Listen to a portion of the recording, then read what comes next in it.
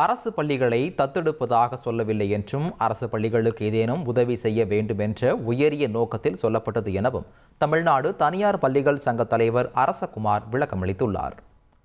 தமிழ்நாடு தனியார் பள்ளிகள் சங்க தொடக்க விழாவில் 500 அரசு பள்ளிகளை தேர்வு செய்து அதற்கு தேவையான வசதிகளை ஏற்படுத்தி தருவது என்று தீர்மானம் நிறைவேற்றப்பட்டது. இந்த விழாவில் பள்ளி கல்வித்துறை அமைச்சர் அன்பில் மகேஷ் பொய்யாமொழி கலந்து கொண்டு தீர்மானத்திற்கு நன்றி தெரிவித்து பேசியது சர்ச்சையை கிளப்பியுள்ளது. திமுக கூட்டணி கட்சிகளான 2 கம்யூனிஸ்ட் கட்சிகளும் கடும் எதிர்ப்பை பதிவு செய்துள்ளன.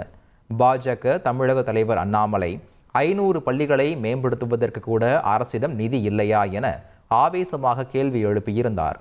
இந்த சூழலில் தமிழ்நாடு தனியார் பள்ளிகள் சங்கத்தின் தலைவர் அரசகுமார் விளக்கம் ஒன்றை அளித்துள்ளார்.